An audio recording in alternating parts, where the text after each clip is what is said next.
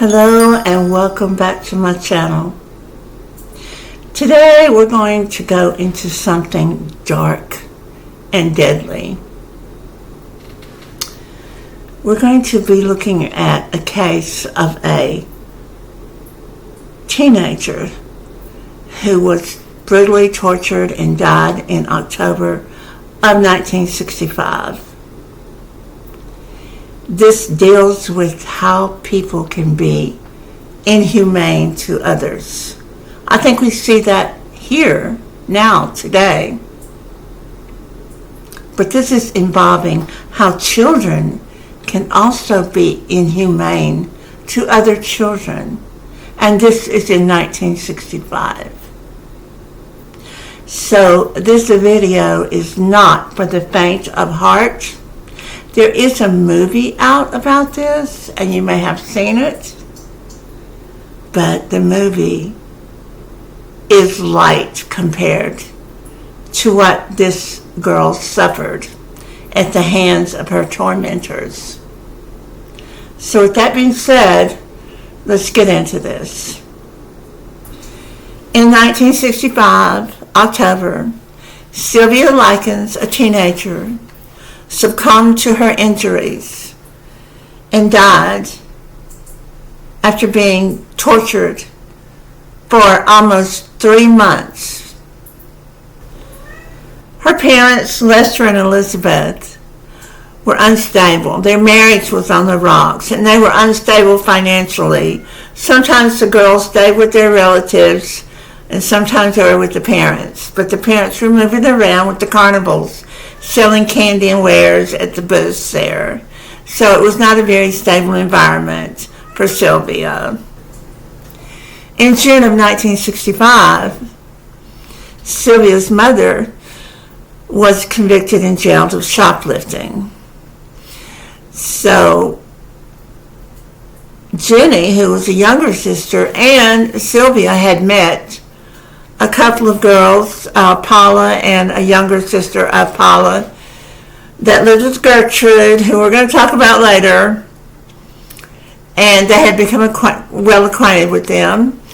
And the father had met Gertrude through that union there.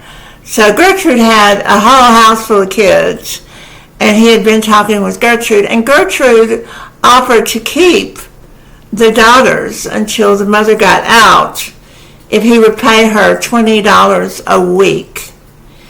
And he was quite, she says, well, it's not going to hurt anything because I've got all these kids.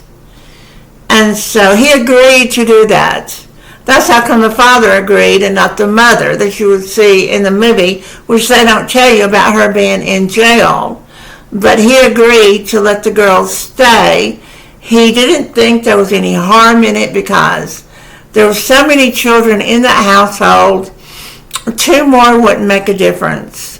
And she needed the money. So she had told him that she really needed the money, when he left. And she took good care of the girls until the check didn't come.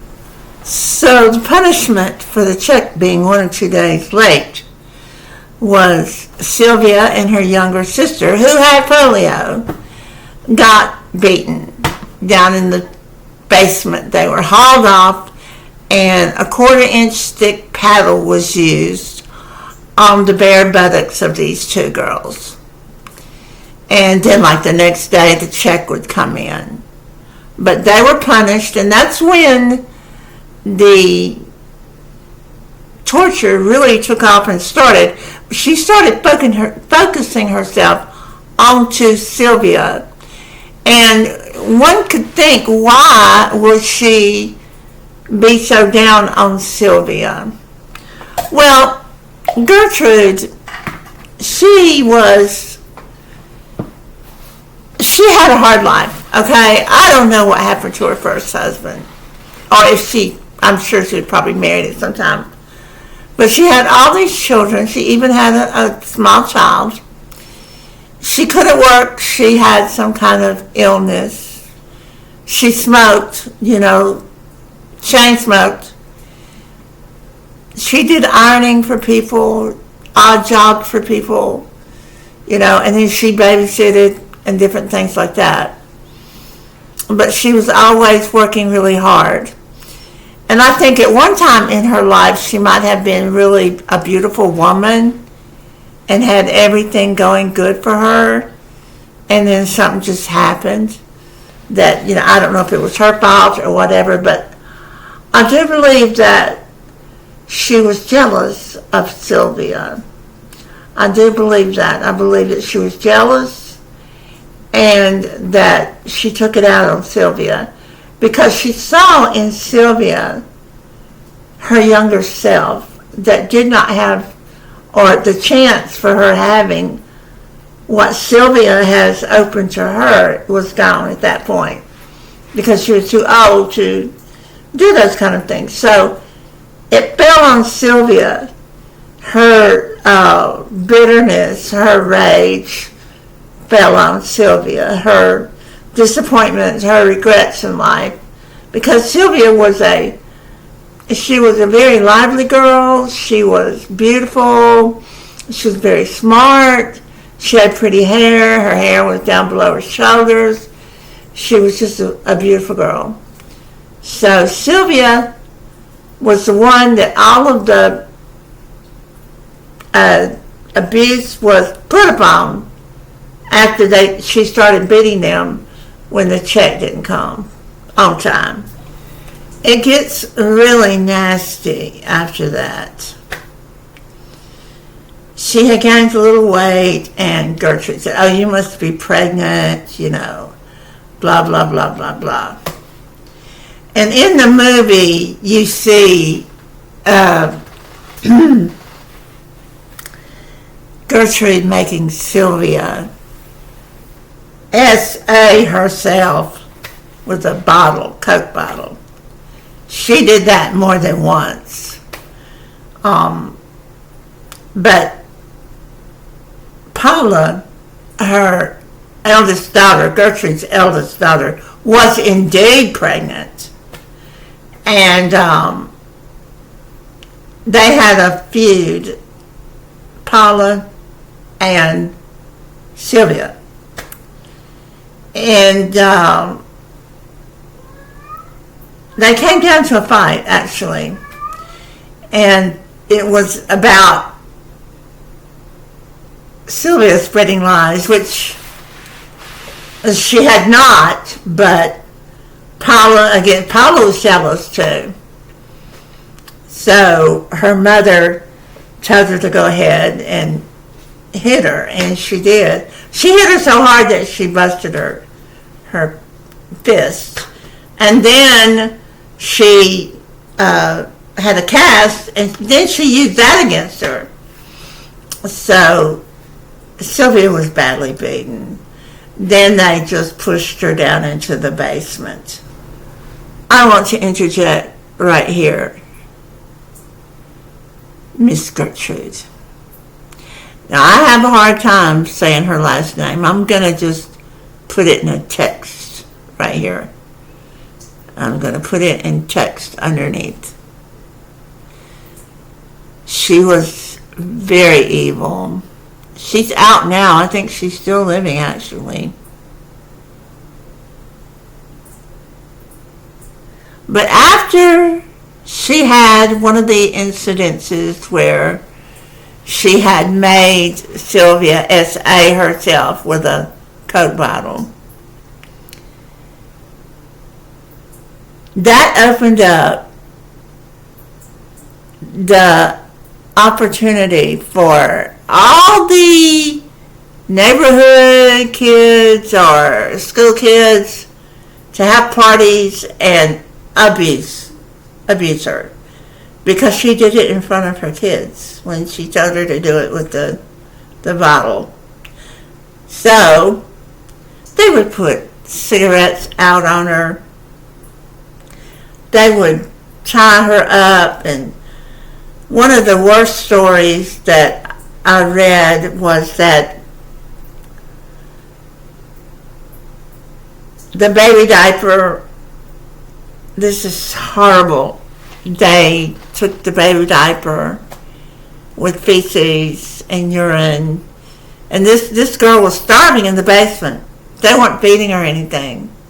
If they did, they'd give her a bite and take it away. Just torture. And this is being done by children. Children. Okay, so they put the diaper in her mouth and rubbed it all in there. Yeah, I'm sorry I had to say that, but that's what I'm saying. It was worse. It was worse than what the movie said. I guess they had to be kind of careful on what they put up there, but it was really bad. Really bad. Her fingernails. Excuse me. Her fingernails, when they did an autopsy, had been peeled all the way back. You know, like they had peeled all of her fingernails back. And the most heinous thing, they branded her by using a hot pen, and on her torso they wrote, "I am a prostitute and proud of it." So she would have to carry that around the rest of her life. But she wasn't living anymore. She died in that house. They had brought her upstairs, and Gertrude said, "You're a faker, you're a faker." She was dead.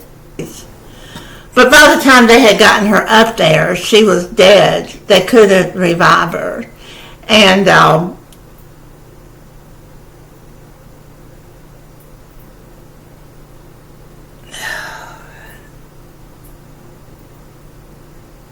it's unbelievable.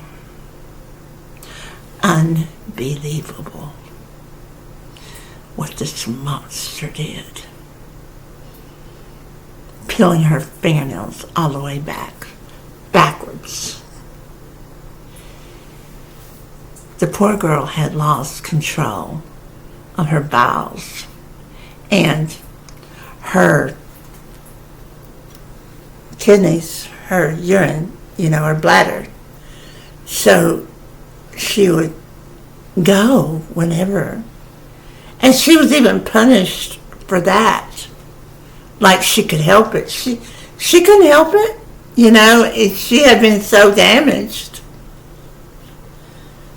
And anyway, at the end there, Jenny, when they came to get her, they thought that Jenny would just stand up for them, but Jenny said, "Get me out of here and I'll tell you everything." That was her sister, her little sister, that had polio. But now I'm just going to tell you about these kids. I'm going to have to get their names from the phone, so bear with me. I'll do that. I have to also say this, and the movie was pretty right on with this. In the court documents, or in the court proceedings, Gertrude, she blamed it on the children. Yeah. What kind of a skank mother was that? But I'm going to have to look at this because she had her kids and the neighborhood kids and some from school. I think they were even charging money to go down there and see this. This is horrible. Okay, I'm going to try to say this. Gertrude Banaszewski. Okay. And John Banaszewski Jr. And then also indicted was Richard Hobbs and Coy Hubbard. All were charged with having repeatedly struck, beaten, kicked, and otherwise inflicting a combination of fatal injuries to Sylvia Likens with premeditated malice. Okay, let's see. 3 weeks prior to the filing of the indictments against the 5 defendants, Stephanie Banaszewski had been released from custody upon a writ of habeas corpus, with her attorney successfully contending the state had insufficient evidence to support any murder or combination of fatal injuries. And in the movie, she was not really there a lot of the times. Paula was the one that was beating up on Sylvia, and that first fight really opened up the basement to be Sylvia's home. Okay. Let's see. Let's look at the convictions. Okay. The trial of the 5 defendants lasted 17 days. On May 19th, 1966, 8 hours after the panel went to deliberate, Gertrude Benaszewski, guilty of first-degree murder, recommending a sentence of life. Paula, her oldest daughter, was found guilty of second-degree murder, and Hobbs, Hubbard, and John Benaszewski Jr. were found guilty of manslaughter. Upon hearing Judge Rabb pronounce the verdicts, Gertrude and her children burst into tears and attempted to console each other as Hobbs and Hubbard remained impassive.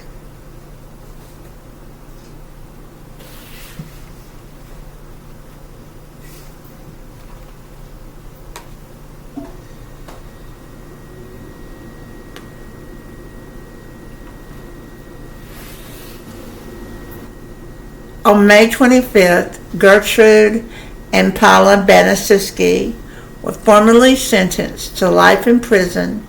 The same day, Richard Hobbs, Coy Hubbard, and John Benaszewski Jr. each received sentences of 2 to 21 years to be served in the Indiana Reformatory. Neighborhood children were occasionally charged 5 cents apiece to see the display of Likens' body and to humiliate, beat, scald, burn, and ultimately mutilate her.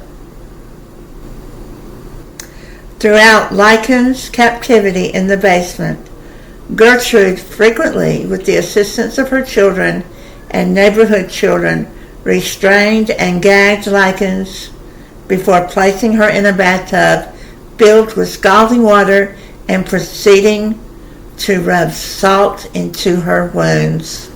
On this one occasion I told you about, Gertrude and her 12-year-old son, June Jr., rubbed urine and feces from Gertrude's 1-year-old son's diaper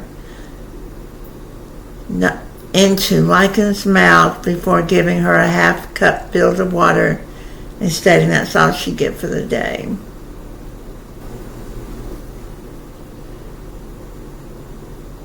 To me, we're seeing a lot of ugly in this world. But just think, from 1965 to 2025, how horrible this ugly is getting.